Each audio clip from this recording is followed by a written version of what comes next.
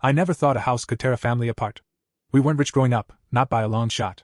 My mom was a single parent who worked 2 jobs just to keep food on the table. My sister Kayla and I were only a year apart, but we were nothing alike. I was quiet, practical, and focused on getting out of our small town. Kayla? She was the wild one, always chasing attention, skipping class, bringing home new friends every other week. Mom used to say we balanced each other out. I'm not sure that was true. When Mom passed, it felt like the ground dropped out from under me. It wasn't sudden, she'd been sick for a while. Cancer doesn't care how much you love someone or how hard they've worked their whole life. It just eats away at everything. By the time hospice came in, I was already managing her medications and making sure she was as comfortable as possible. Kayla was busy. She dropped by a few times near the end, just enough to say she was there. After the funeral, we met with Mom's lawyer. That's when the real trouble started. Mom left behind the house we'd grown up in. It wasn't anything fancy, 3 bedrooms, 1.5 baths, peeling paint on the porch, but it was fully paid off, and in our area, it was worth around $230,000. I figured she'd split it between us evenly. That would have made sense. But that's not what the will said. Mom left the house entirely to me. At first, I thought there was a mistake. I even asked the lawyer if he'd misread it. He didn't blink. Your mother was very clear in her instructions, he said, handing me a copy of the will with Mom's signature at the bottom. The house is yours. Kayla sat across the table with her jaw hanging open. Then she exploded. She did what? I didn't know what to say. I didn't understand it either, not fully. But the lawyer explained that Mom had written a letter, sealed and notarized, to go along with the will. He handed it to me and left the room so I could read it in private. The letter wrecked me. It talked about how she knew I'd always been there for her. That she saw the sacrifices I made. How I put off grad school, skipped vacations, even lost a long-term relationship because I was always picking up the slack. She said she didn't want me to have to struggle for a place to live. That the house was her way of saying thank you. Kayla didn't want to hear any of that. She called me a thief. Said I manipulated Mom in her final days. Said I must have guilt-tripped her into changing the will. Then she stormed out of the lawyer's office and didn't return any of my calls for 2 weeks. Then the texts started. At first, they were angry. Accusations. Insults. Then they shifted into bargaining. You can't live in that house alone, let's just sell it and split the money. I'll move in and pay rent. Mom would have wanted us both to have something. And finally, threats. I'm getting a lawyer. That house is half mine. I honestly didn't know what to do. I didn't feel like I'd won anything. The house still smelled like Mom's hand lotion. Her coffee mug was still in the sink. I hadn't even touched her bedroom. It felt like walking through a museum of my childhood, frozen in time and covered in grief. Then came the lawsuit. Kayla hired an attorney and filed a claim contesting the will. Her argument? Undue influence. She claimed I pressured Mom while she was mentally and physically vulnerable, convincing her to change the will in my favor. It was like a punch to the gut. We hadn't even buried Mom a full month before we were in legal meetings with strangers going over every conversation we'd ever had. Kayla submitted old photos, texts, even emails from years ago trying to paint herself as an involved daughter. I was forced to gather all the hospice care notes, testimonies from nurses, even letters from family friends who knew how things had gone down. I couldn't believe it had come to this. To make things worse, Kayla had just lost her job and was drowning in credit card debt. She claimed she needed the money to get back on her feet. But I knew her spending habits. Even when we were younger, Kayla had always been the type to max out her allowance the day she got it, then ask Mom, or me, for more. Still, a small part of me felt guilty. I didn't want a war with my sister.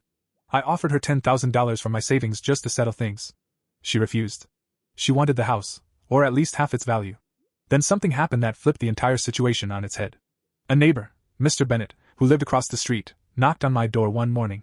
He was in his late 60s, walked with a cane, and always wore a cap from his Navy days.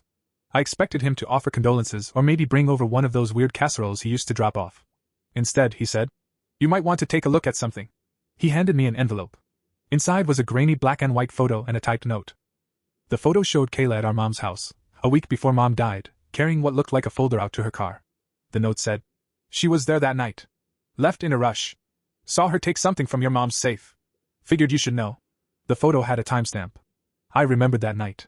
Mom was unresponsive, and I'd asked Kayla to stop by. She showed up, stayed for maybe 15 minutes, said she couldn't handle seeing Mom like that, and left. But that night, I'd also noticed something strange. The safe in Mom's closet had been left slightly open. I'd assumed she forgot to lock it. I didn't check to see if anything was missing. I didn't even think to. Now, everything felt suspicious. I stared at the photo for a long time. At first, I didn't want to believe it. I kept telling myself there had to be another explanation. Maybe she was just moving something for Mom. Maybe it was nothing. But deep down I knew. That folder was from Mom's safe. It was one of those fireproof, locking folders where she kept all her most important documents, deed to the house, bank info, insurance papers, her will. And if Kayla had taken something from there, what else had she taken? I didn't want to get Mr. Bennett involved, but I asked him to come inside and tell me everything he remembered. He sat down at the kitchen table, folded his hands, and said, "I didn't want to say anything during the funeral. It didn't feel right. But something about that night didn't sit well with me." He told me he saw Kayla leave the house in a hurry. She didn't wave. Didn't say a word. He only noticed the folder because she dropped something on the sidewalk and scrambled to pick it up. Then she drove off like someone was chasing her. That was enough for me to start digging. I went into Mom's room and opened the safe. I hadn't looked inside since she passed. Most of it was untouched: her birth certificate, my school records, a stack of old photos. But something was definitely missing. The folder labeled Life Insurance Plus Savings was gone. And suddenly it all made sense. Kayla wasn't just fighting for the house. She was trying to cover her tracks. I contacted Mom's bank and requested access to her accounts. It took some back and forth, but since I was named executor of the estate, I eventually got a detailed account history. That's when I saw something that made my stomach drop. A wire transfer for $45,000 had been made 2 days before Mom died. The recipient? A private account in Kayla's name. I sat there stunned. This wasn't just a family disagreement anymore. This was theft. Fraud. Possibly worse. And now she was suing me, accusing me of manipulating Mom? I took the photo, the bank record, and the neighbor's statement straight to my attorney. His eyes widened as he looked everything over. "This changes everything," he said. "If we can prove this was done without your mother's knowledge or under false pretenses, it could qualify as elder financial abuse." That word hit me hard. Abuse. I knew Kayla had problems, emotional, financial, even substance issues now and then, but I never imagined she'd stoop to this. The next court hearing was just a week away. My lawyer filed a countersuit, attaching the photo and the financial evidence. Suddenly, everything shifted. Kayla's legal team backed off. They asked to delay the hearing. And then, Kayla showed up at my house. She knocked, unannounced, looking like she hadn't slept in days. Her makeup was smudged, and she wore the same hoodie she used to borrow from me back in high school. "Can we talk?" she asked. I didn't want to let her in, but part of me needed closure. So I nodded and stepped aside. She sat at the table, where Mom used to make us oatmeal every morning, and stared at her hands for a full minute. Then she finally said, "I screwed up." I waited. She took a shaky breath. "I needed the money. I was behind on everything: rent, student loans, my car got repossessed. I just thought maybe Mom wouldn't notice. Or maybe she'd forgive me. But then she died, and everything got out of control." I couldn't believe what I was hearing. "You stole from her while she was dying, Kayla." She nodded, tears in her eyes. "I know. I hate myself for it." I wanted to scream. To throw her out. But I just sat there, quiet, trying to process everything. The betrayal, the lies, the years of covering for her, defending her to Mom, telling people she was just going through a rough patch. Then she pulled out an envelope and slid it across the table. It was a cashier's check for $45,000. "I sold my car, drained my savings, borrowed from a friend," she said. "This is all of it. I'm dropping the lawsuit. I want my brother back." I didn't say anything. I was too stunned. Later that night, I called my lawyer. He said we could still press charges if we wanted: fraud, elder exploitation, maybe even grand theft. But if I accepted the check and she signed a legal document admitting to the transfer and dropping all claims to the house, we could end it cleanly. I thought about it for a long time. Not because I didn't want revenge. I did. But because I wasn't sure if I could ever forgive her. If this house, the only thing Mom left behind, would ever feel like home again. In the end, I agreed. She signed the documents. The check cleared. Her claim to the house was gone. For a while, things went quiet. I started fixing up the place. New paint, new floors, replaced the old roof. It was hard, doing it all alone, but it felt like something Mom would have wanted me to do. She believed in building, not breaking. Then, 3 months later, I found something that shook everything all over again. I was cleaning out the attic when I stumbled on an old box labeled "Private for my son," in Mom's handwriting. Inside were letters, receipts, and one small velvet pouch. The pouch held a key, and a note. "If you're reading this, I didn't get the chance to say goodbye. But there's one last thing I want you to have. It's in the safety deposit box at First National. You'll know what to do when you see it. Love, Mom." I had no idea what was in that box. But I had a feeling this wasn't over yet. I didn't sleep that night. The key sat on my nightstand, glowing in the soft light like it was alive.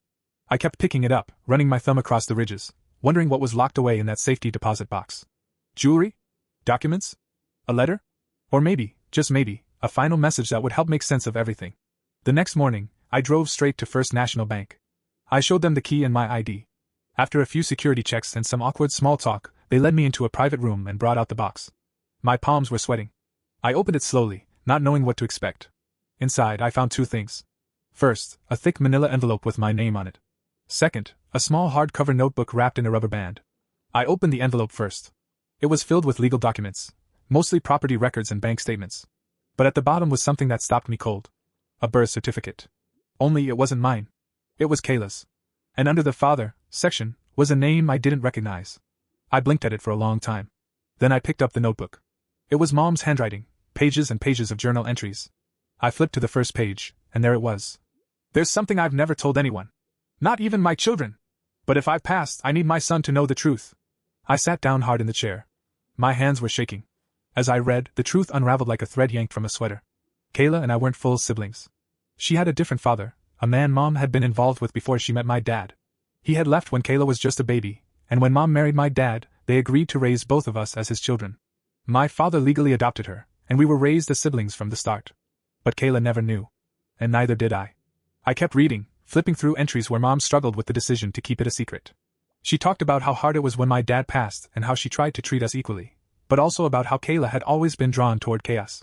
There was one entry that hit me the hardest. I love them both. But it's different. My son is my anchor. He's kept me grounded through every storm. Kayla, she's always been the storm. I sat there with tears running down my face. This changed everything. I wasn't angry at Mom, not really. I understood why she kept the secret. But I couldn't help feeling like I just found out I was living in someone else's story all along.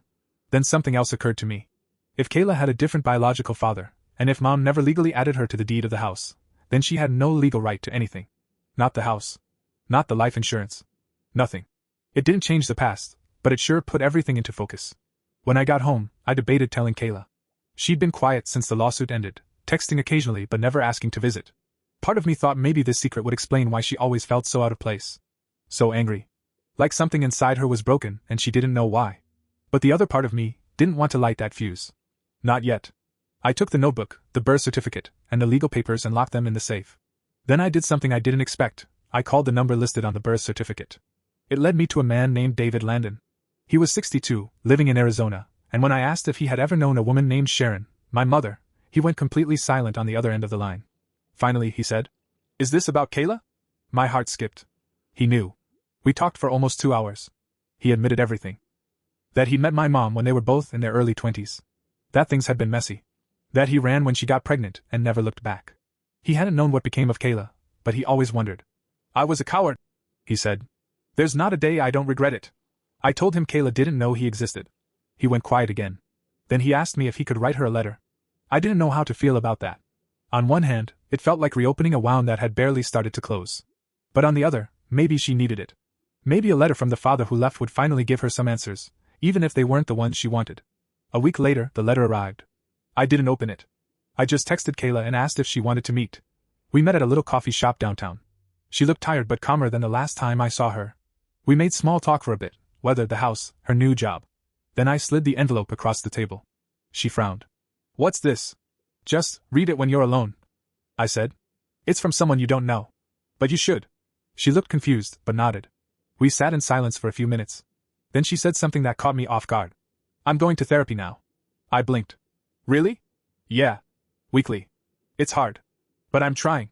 That one sentence hit harder than any of her apologies. For the first time, I believed her. She stood up to leave and paused before walking away. "Hey," she said. "Thank you for not hating me." I nodded. As she walked out, I realized something. Maybe we'd never be a picture-perfect family. Maybe we'd never fully repair the damage. But for the first time in years, there was something that felt like hope. I went home and sat in the living room, surrounded by the walls Mom had once painted herself, and let it all sink in. But just when I thought the chaos was finally behind me, something else happened. Something buried deep in the legal files from the safety deposit box. It turns out Mom had more than just that one house. She'd inherited a second property 20 years ago, and never told anyone. I stared at the address like it had been typed in a different language. It was in a small town I'd never heard of, nearly 4 hours from where we grew up. A modest 2-bedroom house tucked into a county I didn't even know we had relatives in. It was right there, clear as day, Mom's name on the deed, property taxes paid annually, utilities turned off but active. Why didn't she ever mention it? I called the county clerk's office to verify the records. Sure enough, the house had been in her name for 21 years. It was inherited from someone named Eleanor Landon. Landon. Same last name as Kayla's biological father. That's when it hit me. Eleanor must have been related to David Landon. Maybe his mother? Aunt? I wasn't sure. But now I had more questions than ever. Why did Mom keep it a secret? Why hold on to a second house she never used? Why pay taxes on it, keep it registered in her name, and never say a word, not even in her will? I decided I had to see it. I took the weekend off work, packed a bag, and drove out to the address. The road twisted through farmland and pine trees, eventually opening up to a sleepy little town that looked like it hadn't changed since 1975. The house was near the end of a gravel lane, surrounded by overgrown grass and a sagging wooden fence. But it was still standing, and it had good bones. I used the spare key I found in Mom's safe deposit box and stepped inside. It smelled like dust and memories. The air was thick, but the place wasn't falling apart. Just untouched. The furniture was dated, the wallpaper faded, but everything was neatly arranged like someone had left one day and never returned. There were photo frames on the mantel. I walked over slowly, scanning the faces. One picture showed a woman in her 70s standing in front of the same house, holding a baby, Kayla. I knew those curls anywhere. Another photo was of Mom, younger, smiling nervously while holding hands with a tall man I assumed was David. So, Mom had known David's family. More than that, she'd lived with them. The pieces started falling into place. Eleanor Landon must have left the house to Mom when she passed. Maybe out of guilt. Maybe because she'd helped raise Kayla in those early months before David disappeared.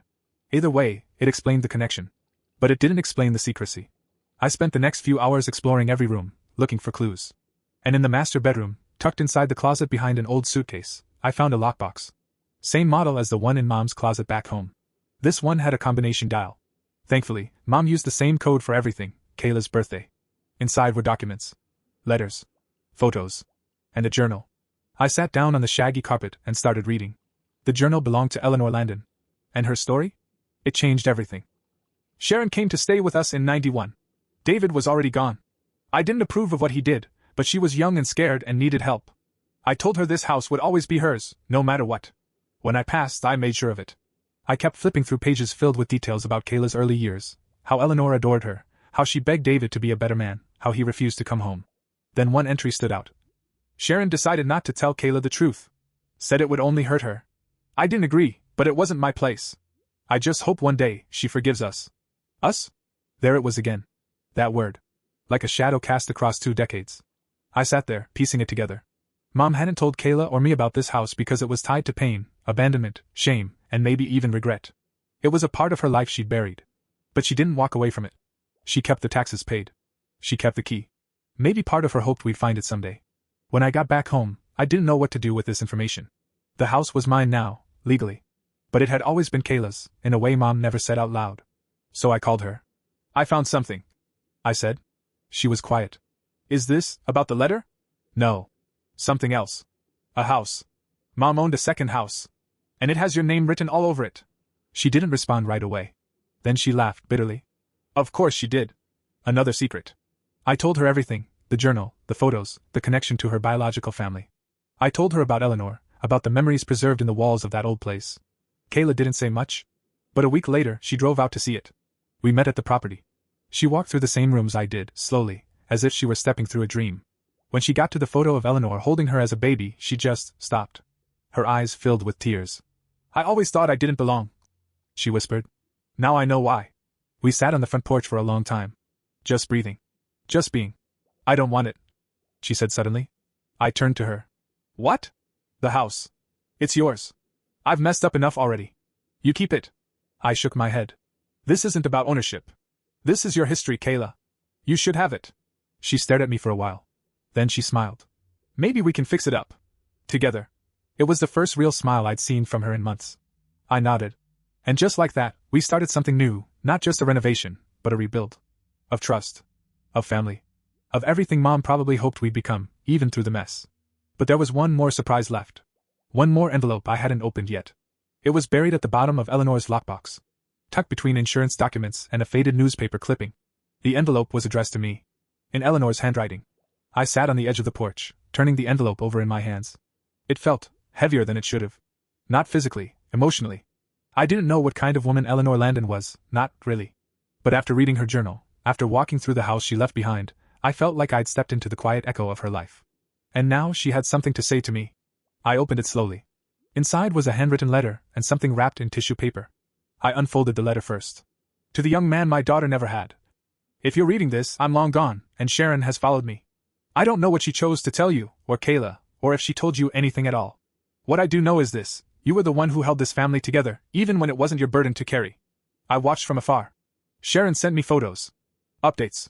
She never said it outright, but she was proud of you. So proud it hurt her sometimes. I want you to have something that belonged to David's father, Kayla's grandfather. It's been in the family for 3 generations. I would have given it to David if he'd grown into the kind of man who deserved it.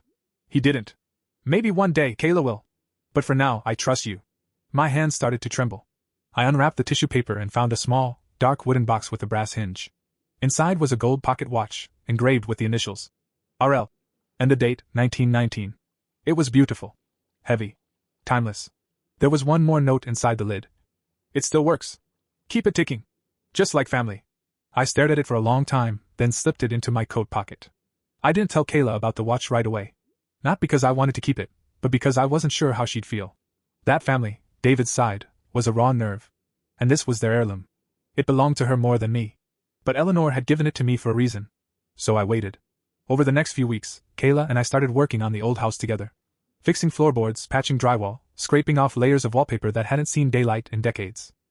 It was slow work, but it felt honest. And healing. She started opening up too. Told me about the therapy sessions. About the boyfriend she'd broken up with, the one I never liked. About how she'd started paying off her debts little by little. No more quick money schemes. No more running from things. One day, while we were painting the living room, I finally told her about the letter and the pocket watch. She didn't say anything at first. Just nodded. Then she smiled softly. That's good. I think she was right to give it to you. I looked at her. It's yours, Kayla. It's part of your family. She shook her head. Maybe by blood. But you're the one who earned it. Keep it. That moment? That was the turning point. For the first time, I stopped seeing Kayla as the chaotic storm Mom wrote about. I saw someone trying. Someone rebuilding.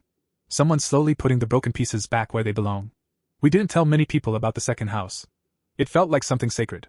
A secret place where we could repair things without the pressure of outside opinions. It wasn't fancy. It didn't have granite countertops or a finished basement. But it was ours, in a weird, unexpected way. A few months later, we threw a small get-together, just a few neighbors and some friends from the area. Nothing big. But there was one guest who caught me by surprise. David Landon. Kayla had invited him. She didn't tell me. She didn't ask me. He just showed up, older, more weathered than his photos. He stood at the edge of the yard like he wasn't sure he should even come any closer. I walked over to him. He looked nervous. I didn't know if I should come. I didn't want to make it worse. I looked him up and down. It's not about you anymore, I said. It's about her. He nodded. Kayla spotted him a moment later. Her whole body stiffened. I held my breath, not sure what she'd do. She walked up to him, stared him in the eyes for a few long seconds, then hugged him. It wasn't long. It wasn't dramatic. But it was real. Later that night, I found her sitting alone on the porch swing. Did that feel weird? I asked. She laughed. So weird. But also, kind of okay. You don't owe him anything. I know, she said.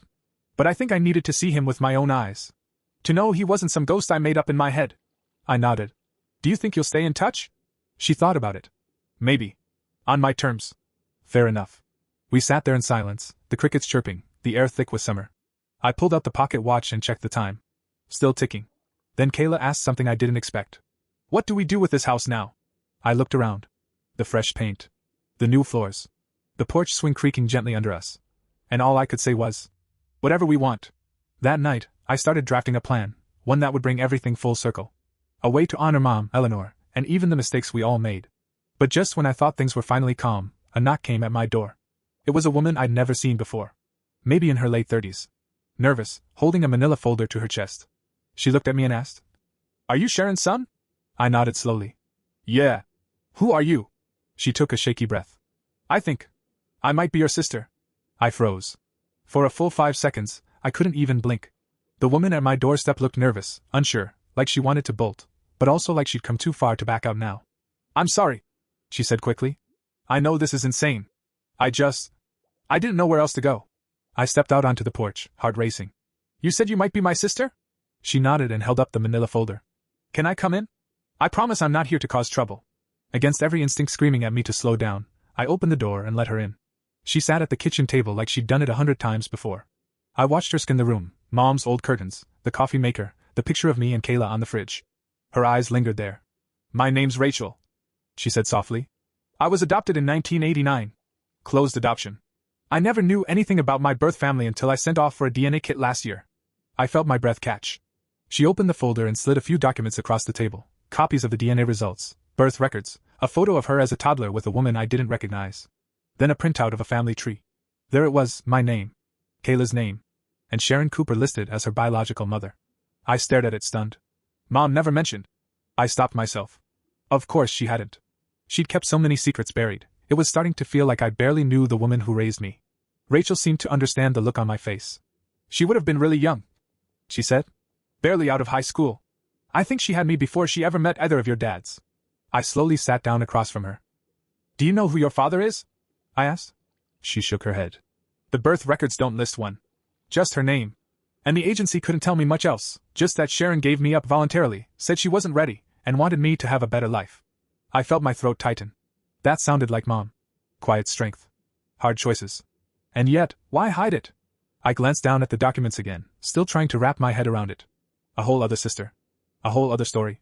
And we'd never known. Then Rachel said something that shifted the ground beneath my feet again. I've actually been watching you two for a while. I found your names through the DNA match and started piecing things together. I followed Kayla on social media. Then I saw the house in that town she tagged, this place. I waited until I had enough proof before I showed up.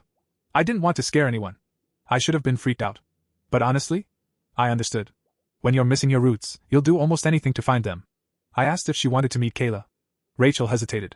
I don't want to overwhelm her. She can handle more than you think, I said. The next day, I told Kayla everything. She didn't yell. Didn't storm off. She just sat there, quiet, processing. Another sister, she said eventually. Of course. Why not? I laughed. Not because it was funny, but because that was the only thing left to do. We should meet her, I said. Kayla looked at me. What if I don't like her? You don't have to. But she's not asking for anything. Just to be known. She sighed. Okay. Let's meet her. So we did. The three of us sat on the back porch of Mom's old house, drinking sweet tea and talking about everything and nothing. Rachel told us about her adoptive parents, both teachers, now retired, and how she'd always felt like a puzzle piece that didn't fit. She said meeting us made something click. And weirdly, I felt it too. She had Mom's eyes. Same shape. Same quiet intensity. That night, after Rachel left, Kayla turned to me and said, You know what this means, right? What? There are probably more secrets. She wasn't wrong. And a week later, that suspicion proved true. Rachel called me, voice shaking. Did your mom ever mention anything about New Jersey? I blinked. No. Why? Because I got a message through one of those ancestry sites, from a man who claims he's your cousin. Says Sharon was his aunt. My head started to spin. We'd never known much about Mom's extended family. She rarely spoke of her childhood, and there were no aunts or uncles around growing up. We just assumed she was an only child. But now, it looked like she wasn't. Rachel forwarded me the message. The man's name was Anthony Russo, and he lived in Newark. According to him, Sharon had run away from home when she was 18, and no one had heard from her since. Your mother's name was like a ghost in our family, he wrote. My mom always said Sharon left because she couldn't take the pressure anymore. She didn't want the family business. She wanted freedom. Family business? I dug deeper. I asked Anthony for more information. And when he replied, I nearly dropped my phone. My mother's family was wealthy. Not billionaire level, but solid upper class, real estate investors who'd built a quiet empire of rental properties across New Jersey and New York. But according to Anthony, Sharon wanted none of it. She left the moment she turned 18 and never looked back. I couldn't believe it. Mom had grown up rich? And chose to raise us struggling? That night, I went back to the attic in her old house, pulled out every box I hadn't touched yet, and searched for anything, that could confirm what Anthony said. And in a faded brown envelope buried at the bottom of a box labeled Personal 1980s. I found it. A bank statement from an account in New Jersey. Balance, $118,000. Last activity? 1993. It was still open. Still in Mom's name. And completely untouched. I just sat there, staring at that bank statement. The number on the page felt unreal, 6 figures, untouched for over 3 decades. It was like discovering buried treasure, except instead of gold, it was a secret that completely rewrote everything I thought I knew about our family. Mom wasn't just a hard-working single mother trying to keep us afloat. She came from money. Walked away from it. And never said a word. I called Anthony Russo immediately. He answered on the second ring, sounding cautious but curious. I told him what I'd found and asked him to tell me everything he knew about Mom's past. Anthony sighed. Your mom, Sharon, was the oldest of 5. My mom, Gina, was her younger sister. Their parents, your grandparents, ran a pretty successful rental business across Newark and the surrounding suburbs. Old money, but smart money. Everyone thought Sharon would take over. What happened? She didn't want any of it, Anthony said. She was quiet, artistic, stubborn as hell. From what I heard growing up, there was a huge fight the night she left. Something about arranged responsibilities, pressure, expectations, your typical family empire stuff. But Sharon wasn't like the rest of them. She walked out the door and never came back. She never told us anything. I said. Yeah, that tracks. Our family doesn't do vulnerability. They just sweep things under the rug and pretend it's clean. We talked for another hour. Anthony filled in a few more details. How he'd always wondered what happened to his aunt. How his mom cried the day she found out Sharon had died from an obituary he'd stumbled across online. She deserved better, he said quietly. I think she just wanted to live a life that was hers. After we hung up, I called Kayla and Rachel over and showed them the bank statement. Rachel's jaw dropped. You're telling me Mom had this money, the whole time? I nodded. And she never touched it. Not for bills. Not for repairs. Not even when she got sick. Kayla stared at the statement like it was a ghost. Why would she do that? Why struggle when she had this? I think it was principle, I said. She didn't want their help. Not even indirectly. Rachel shook her head. That's noble. But also, kind of wild. Kayla leaned back in her chair. So what do we do now? It was a good question. I met with an estate attorney the next day. He confirmed the account was still active and legally mine to claim as the executor of Mom's estate. I could pull the funds at any time. No red tape. Just money, waiting. But what do you do with money that feels like a lie? I didn't touch it. Not right away. Instead, I went back to the journal Mom had left behind. I reread the entries, hoping to find any mention of her past, her family, New Jersey, anything. And near the end I found it. One short paragraph. Scribbled in rushed handwriting. Some wealth isn't worth passing down. I want my kids to build, not inherit. But if they ever find it, if they ever uncover where I came from, I hope they use it wisely. Don't let it own you. It hit me like a punch to the chest. Mom hadn't forgotten the money. She knew we might find it. She just didn't want it to become a shortcut, or worse, a weapon. I sat on the back porch with Kayla and Rachel later that week and told them everything. We split it 3 ways, I said. Even share.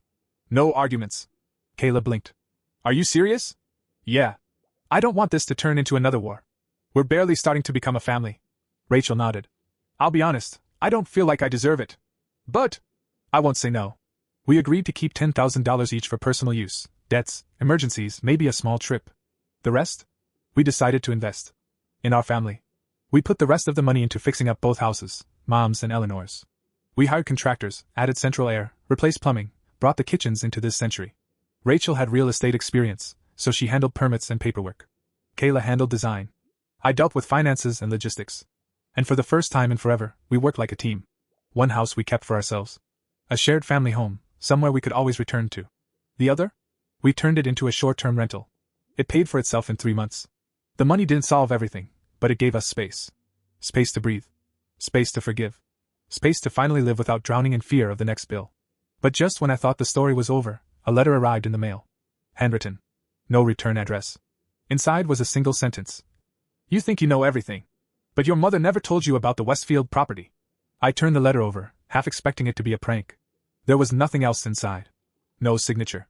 Just that one sentence, like a match dropped on gasoline. What was the Westfield property? I had never heard of it. Neither had Kayla or Rachel. But the next morning, curiosity got the better of me. I searched the New Jersey property records, and sure enough, there it was. A small commercial building in downtown Westfield, owned by Sharon Cooper, transferred quietly in 1997. She'd bought it under a shell company. It wasn't even listed under her name in most databases. I felt the blood drain from my face. Why hide it? Why go through so much effort to bury it? And more importantly, who sent the letter? I stared at the screen for a long time. There it was, buried under layers of paperwork and corporate shells, but crystal clear once I knew what to look for. The Westfield property was real. A narrow, 2-story brick building nestled in a quiet part of downtown, registered under a company called Blue Fern Holdings LLC. Owner, Sharon Cooper. Date of purchase, June 12, 1997. Last recorded activity, October 2012. She'd bought it years after walking away from her family. Years after Kayla and I were born. It wasn't part of the inheritance from Eleanor. This was something she'd gone out of her way to acquire. But why? I dug deeper. Blue Fern Holdings was a ghost company. No employees, no website, no business activity I could trace. Just a mailbox at a P.O. box rental in Newark and a single tax ID number. But the building still existed.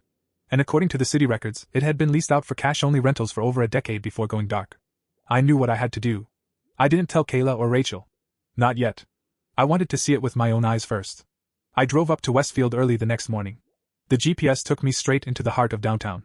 Tree-lined sidewalks, boutique shops, the smell of fresh bagels in the air. It was a nice neighborhood. Nothing sketchy.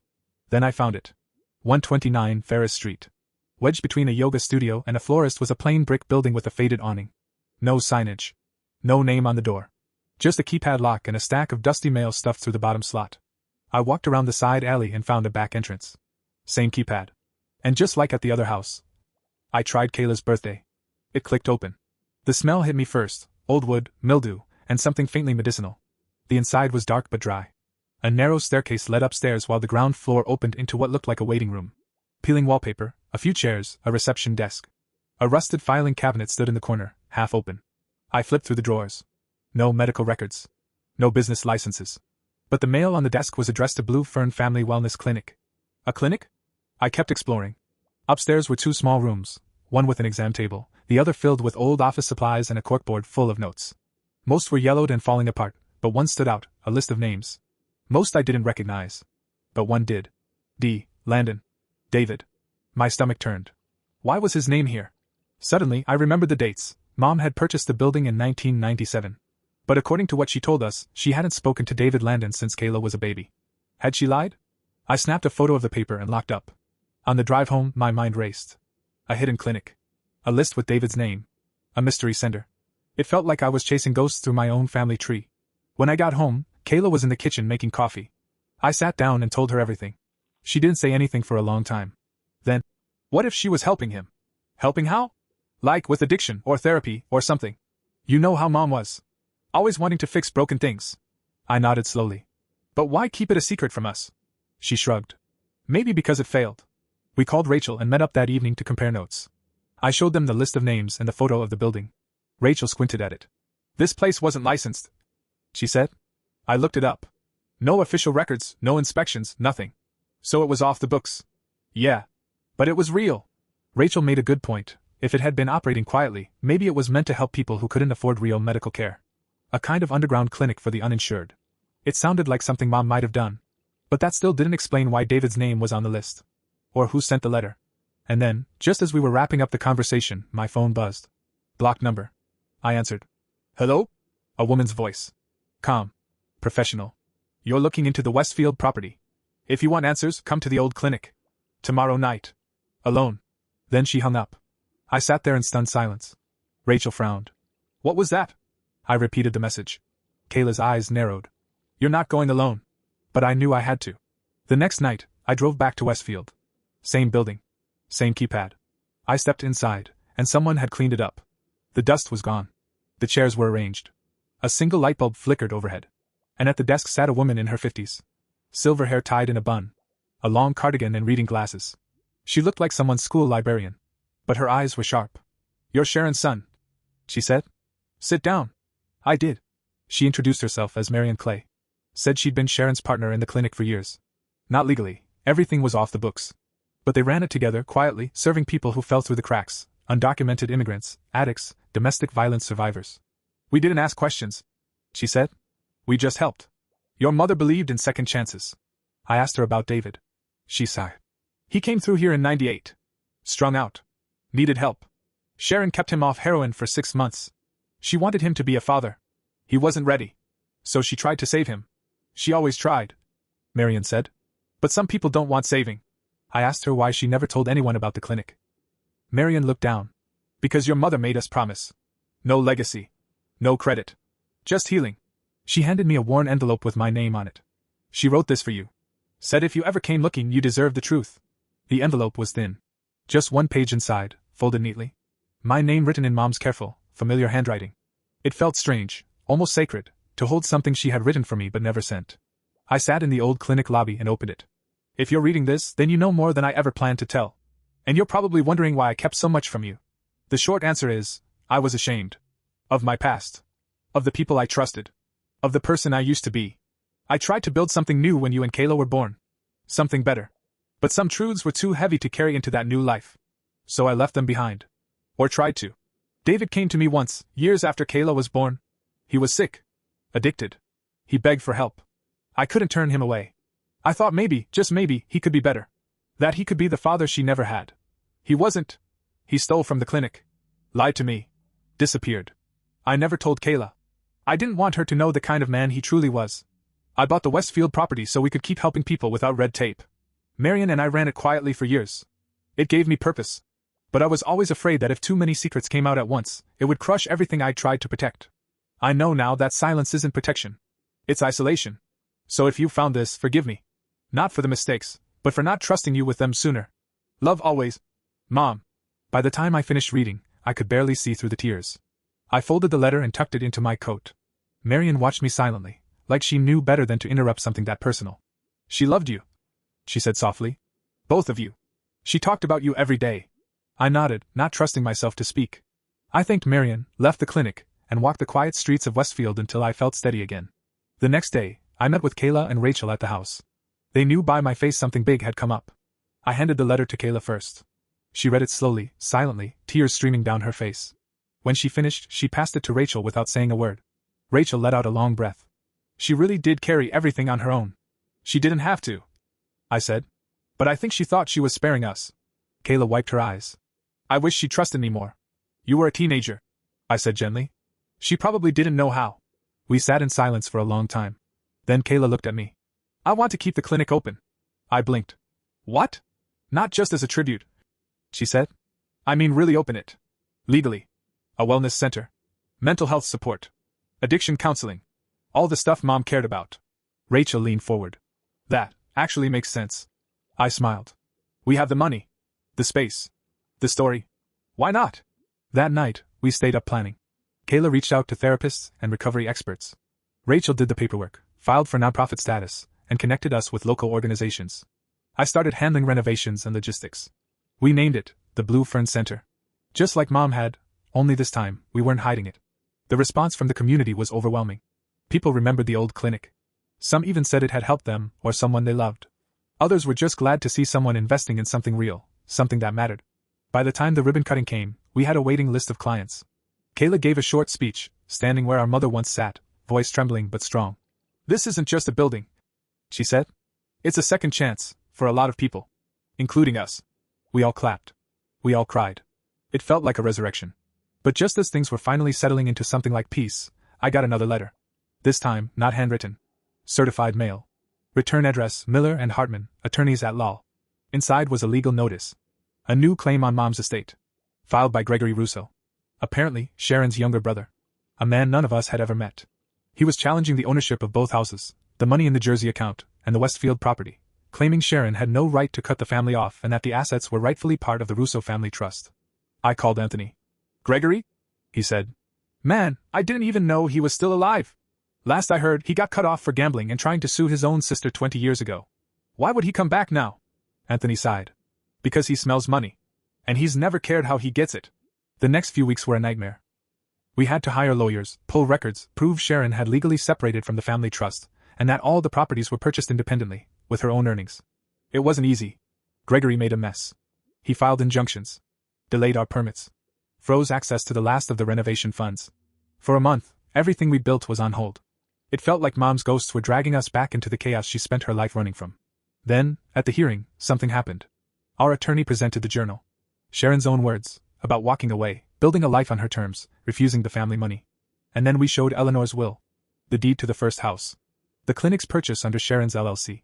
All independent. All separate. Gregory tried to argue. Said Sharon was mentally unstable. That she'd been manipulated. But the judge didn't buy it. The court ruled in our favor. Every asset. Every property. All of it ours. Gregory walked out red-faced and muttering about appeals. We haven't heard from him since. The day the ruling came down in our favor, we all sat on the front porch of Eleanor's house, eating takeout and watching the sun go down. No one said much at first. The weight of the last few months, the secrets, the discoveries, the fights, the courtroom drama, was finally starting to lift. But in its place was something new. A kind of silence we hadn't earned yet. Like we were still waiting for the dust to settle. Kayla finally broke it. I keep thinking she's gonna walk through that door, she said softly. With coffee in one hand and a stack of unpaid bills in the other. We all smiled.